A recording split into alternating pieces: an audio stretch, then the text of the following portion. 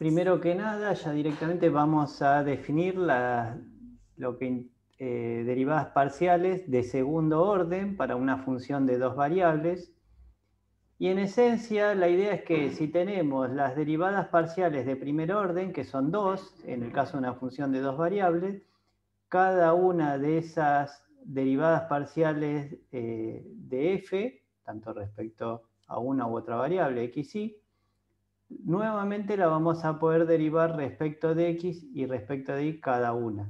Ejemplo, si queremos evaluar la derivada de segundo orden de f respecto de x dos veces, que la podemos expresar con cualquiera de estas dos notaciones, entonces será el límite, bueno, a f' de x, nuevamente la derivo respecto de x, o sea que lo que hacemos es incrementar la variable x.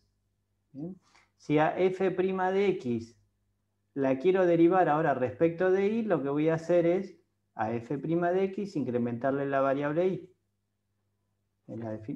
Si a f'y la quiero derivar respecto a x, bueno, a f'y lo que le hago es incrementar la variable x. Y bueno, y análogamente f segunda respecto de y dos veces, a f'y le voy a incrementar la variable y. Un detalle con respecto a la notación. Con f segunda xx no hay mayor problema, pero con f segunda xy, fíjense que en esta notación lo que significa es que primero derivo respecto de x y después respecto de y. Fíjense que el orden en que están expresadas las variables acá es distinto, pero según la convención que vamos a utilizar, tanto la notación de la izquierda como la de la derecha significan que primero derivo respecto de x y después derivo respecto de y. Análogamente, f segunda y x quiere decir que primero derivamos respecto de y y luego respecto de x, o sea que a f'y lo derivamos después respecto de x. ¿Bien? Es un tema de convención. Ejemplo. Si seguimos con la misma función que veníamos tratando hace rato, si nosotros evaluamos f' de x, dijimos que era igual a 2xy, f'y es igual a x al cuadrado, o sea, estas son las derivadas de primer orden, derivadas parciales de primer orden, y las derivadas parciales de segundo orden serían f segunda xx, significa que a la derivada de f respecto de x la vuelvo a derivar ahora respecto de x, o sea que nos quedaría igual a 2y.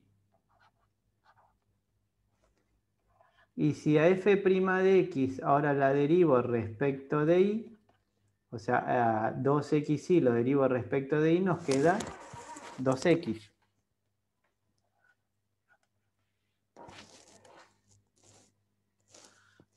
Con la misma lógica, si a la derivada respecto de y ahora la derivo respecto de x, nos queda 2x. Y si a la derivada respecto de y ahora la derivamos nuevamente respecto de y, como no depende de y, es x cuadrado no depende de y, la derivada es 0. En particular, si evaluamos las derivadas segundas respecto de x en un punto en particular, en 1, 2, estas derivadas segundas serían igual a 2 por y, o sea, 2 por 2, 4. La f segunda xy en el punto de coordenadas 1, 2, cuando x vale 1, nos queda 2 por 1, 2. F segunda y x en el punto de coordenadas 1, 2, bueno, es 2x, queda igual que antes, es 2. Y la derivada segunda respecto de y, 2 veces, en el punto de coordenadas 1, 2, bueno, en cualquier punto en realidad siempre vale 0. Si tenemos dos variables, tenemos dos derivadas parciales de primer orden y 4 derivadas parciales de segundo orden. Es lógico. Si tuviéramos 3 variables, por ejemplo, tendríamos 3 derivadas parciales de primer orden, y por cada una de esas 3 derivadas parciales de primer orden tendríamos 3 derivadas parciales de segundo orden, o sea que serían 9. 3 por 3, 9 derivadas de segundo orden. Y así sucesivamente.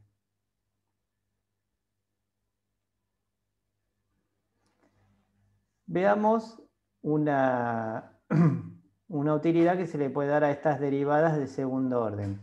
Acá tenemos definida una función u que depende de las variables x y t. Esta es la función de dos variables que depende de x y de t. Acá a, como no lo aclara, es constante, o sea, no es variable.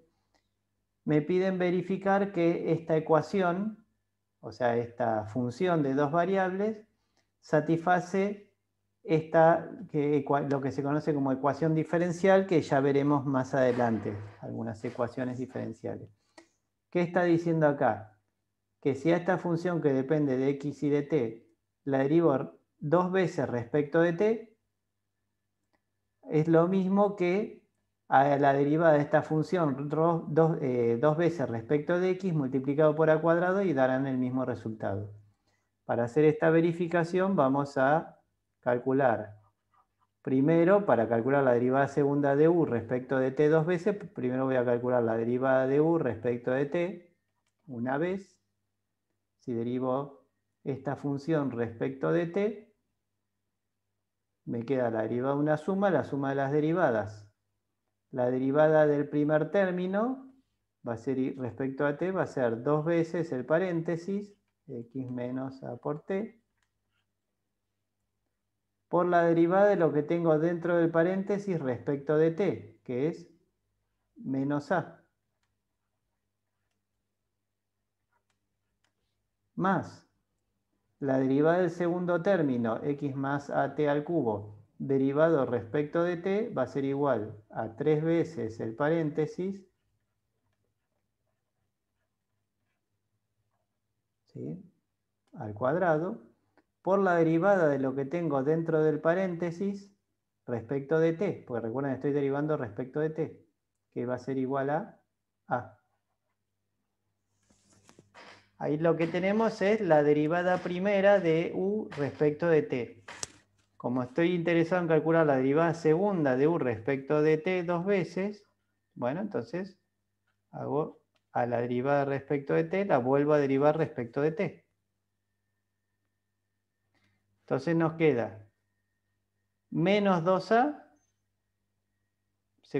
bueno, hago la derivada de 2, de una constante es 2, la derivada de lo que tengo dentro del paréntesis respecto de t es menos a,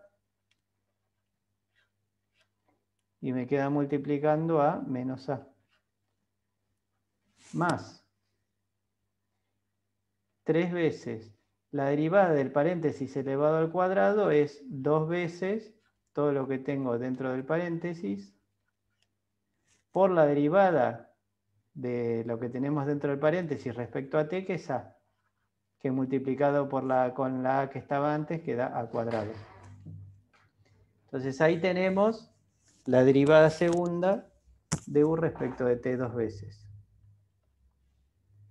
Bueno, así prolijo un poquito esta expresión, queda menos a por menos a es a cuadrado, o sea, queda 2a al cuadrado más 3 por 2, 6 al cuadrado, que queda multiplicando a x más a por t.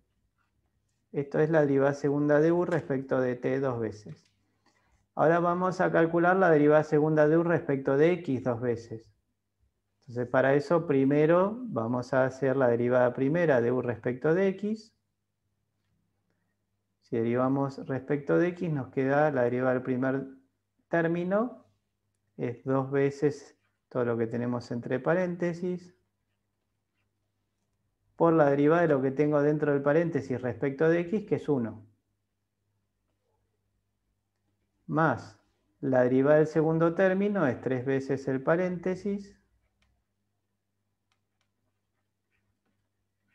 al cuadrado, por la derivada de lo que tengo dentro del paréntesis respecto de x, que es 1.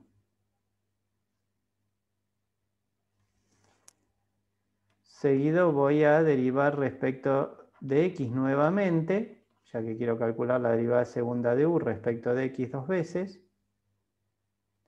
Entonces, derivamos respecto de x, el 2 queda como constante. La derivada de todo lo que tengo dentro del paréntesis respecto de x es 1.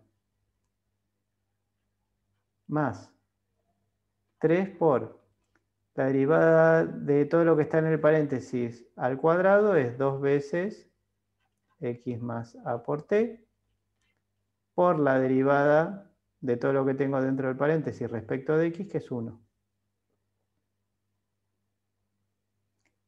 Bueno, ahora que ya tengo las dos derivadas que intervienen en esta ecuación diferencial, voy a verificar si realmente se satisface, si esta función satisface la ecuación diferencial reemplazando por sus respectivas derivadas en la ecuación.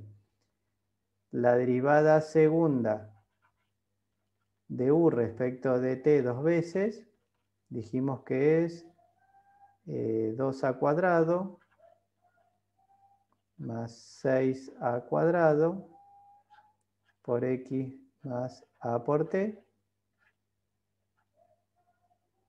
¿Sí? La pregunta es si esto es igual a al cuadrado por la derivada segunda de u respecto de x dos veces, que era igual a 2 más 6x más a por t,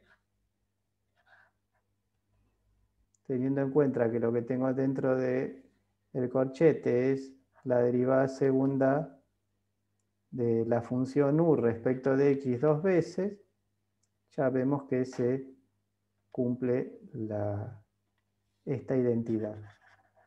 ¿Está bien? Sea cual sea el valor de x y sea cual sea el valor de t, se verifica esta identidad. Para una función de dos variables podemos definir la matriz que está conformada por todas las derivadas parciales de segundo orden de la función como matriz hessiana de f. Es un nombre que se le pone a esta matriz que está conformada por todas estas derivadas de segundo orden de f. Como tenemos 4 derivadas parciales de segundo orden, fíjense que es una matriz cuadrada de 2 por 2.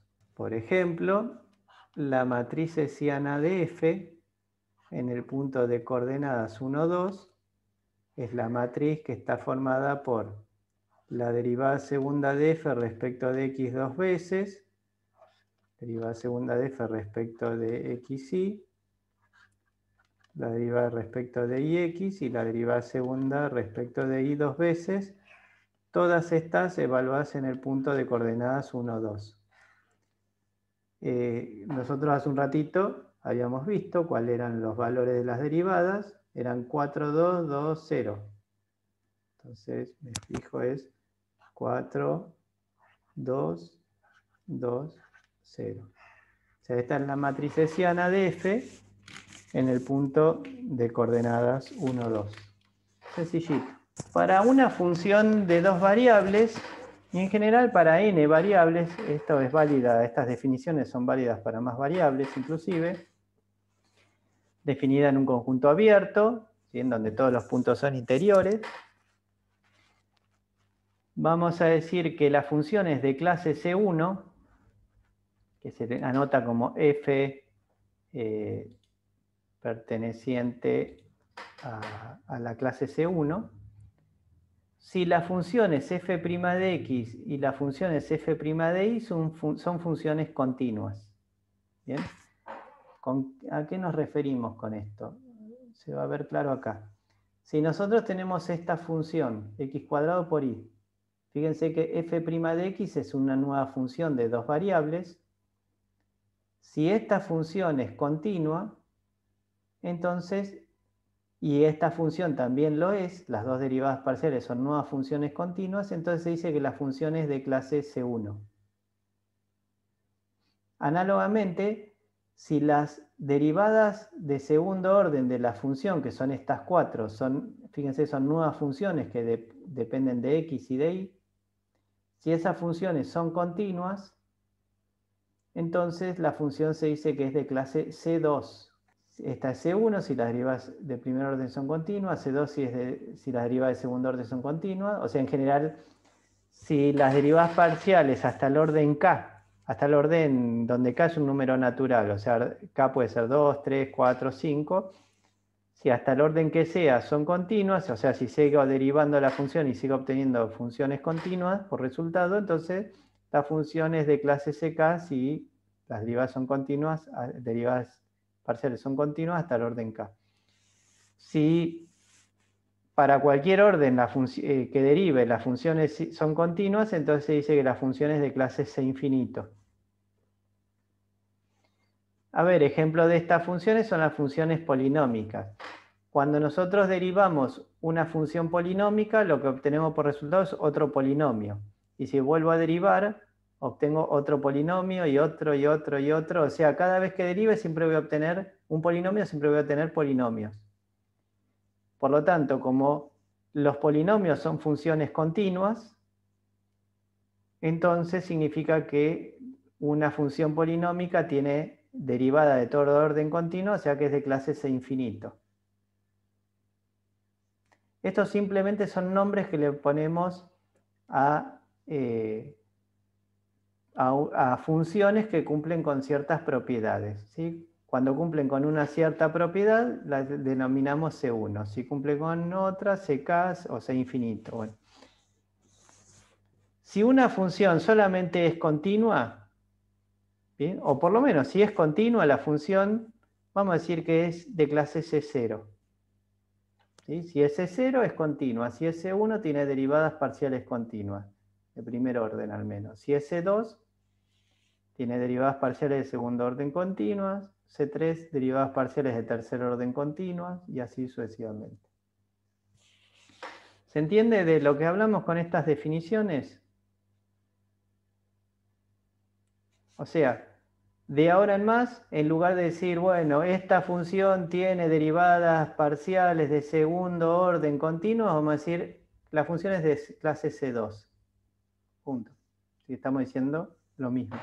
Un teorema interesante, conocido como teorema de Schwarz, afirma que si tenemos una función, por ejemplo, de dos variables, que sea de clase C2, o sea que tiene derivadas parciales de segundo orden continuas, bueno, en algún punto del dominio de la función, entonces, si derivamos primero respecto de x y después respecto de y, es exactamente lo mismo que si derivamos primero respecto de y y luego respecto de x. O sea, el orden de derivación es indistinto, porque las derivadas de segundo orden mixtas, serían en este caso, son iguales. Teorema muy interesante. Ejemplo. Si vamos para atrás, esta función, ahí se me tapó, x cuadrado por y, es una función polinómica. Como les decía hace un rato, las funciones polinómicas tienen por derivadas parciales de primero, de segundo orden y hasta cualquier orden, siempre polinomios. Como las funciones, entonces las funciones polinómicas son de clase C infinito, quiere decir que derivadas de todo orden son continuas. Si las derivadas de todo orden son continuas, bueno, las de segundo orden también, obviamente. Si las derivadas parciales de segundo orden son funciones continuas, entonces f segunda xy es lo mismo que f segunda y x. Esto que podemos ver acá no es casualidad, que las derivadas de segundo orden mixtas son iguales, no es casualidad, sino que se cumplen siempre para las funciones de clase C2. O sea, repito, el orden de derivación es totalmente indistinto. O sea que la matriz hessiana de una función de clase C2 va a ser simétrica, porque si f segunda xy y f segunda y x son iguales, la matriz va a ser simétrica. Este valor va a ser igual a este valor. Una característica que tienen las matrices hessianas de funciones de clase C2. Son matrices simétricas. Acá está en un ejemplo, la matriz es simétrica. Los elementos fuera de la diagonal principal son simétricos.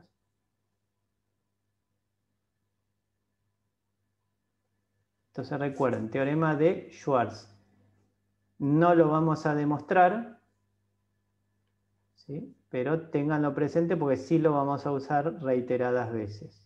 Vamos a definir ahora derivadas de parcial de segundo orden para una función de n variables. ¿Sí? Entonces, si tenemos una función de n variables, primero vamos a aclarar la nomenclatura. Una función que va de Rn en R, de manera tal que A es un conjunto abierto. ¿Está bien? ¿Para qué abierto? Para garantizar que cualquier punto que yo tome del dominio, alrededor esté totalmente incluido, toda la vecindad esté incluida en el dominio, por lo menos para que haya alguna vecindad incluida totalmente en el dominio. Y tomemos un punto que pertenezca al dominio de la función, o sea, es un punto interior al dominio de la función. Ahora, tomemos también un versor sub j, versor canónico, donde todas las componentes valen 0, excepto la yésima componente que vale 1. O sea, esta es yésima componente, tal cual habíamos hecho en algún ejemplo anterior. Entonces, recuerden que tenemos n variables. El versor E sub j pertenece a Rn, tiene n componentes, todas 0 excepto una sola, esta. Vamos a definir como derivada de segundo orden de f respecto a la variable primero x sub i y después respecto a la variable x sub j al límite para t tendiendo a 0 de la función evaluada en el punto más t. Si voy a derivar ahora a la función, a la derivada de la función respecto a x sub i, ahora voy a derivar respecto a x sub j, o sea que voy a incrementar la componente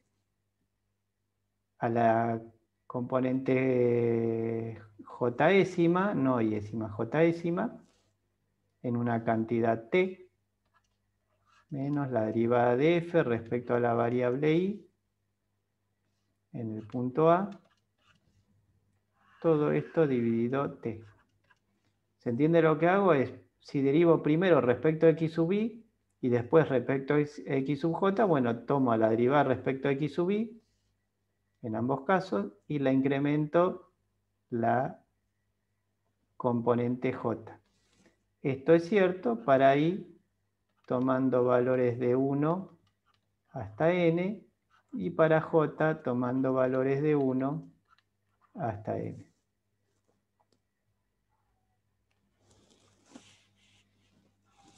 Esta sería la definición de derivada de segundo orden para una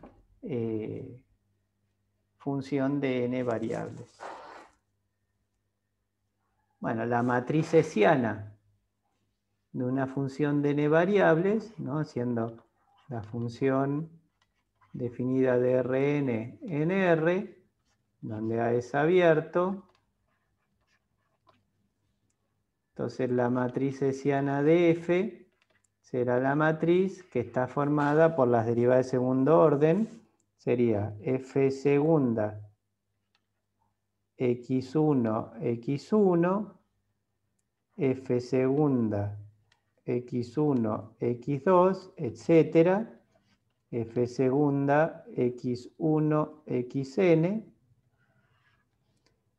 La segunda fila vamos a tener las derivadas de segunda respecto a x2, x1, f segunda, x2, x2, etc.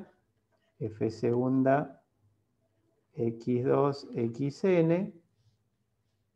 Vamos a modificar un poquito los paréntesis que me quedaron chiquititos.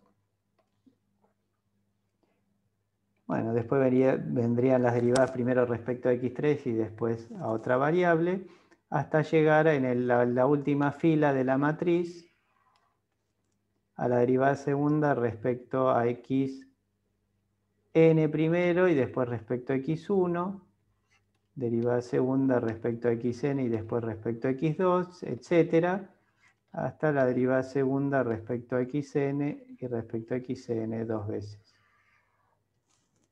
Esta sería la matriz hessiana de una función escalar de n variables o campo escalar.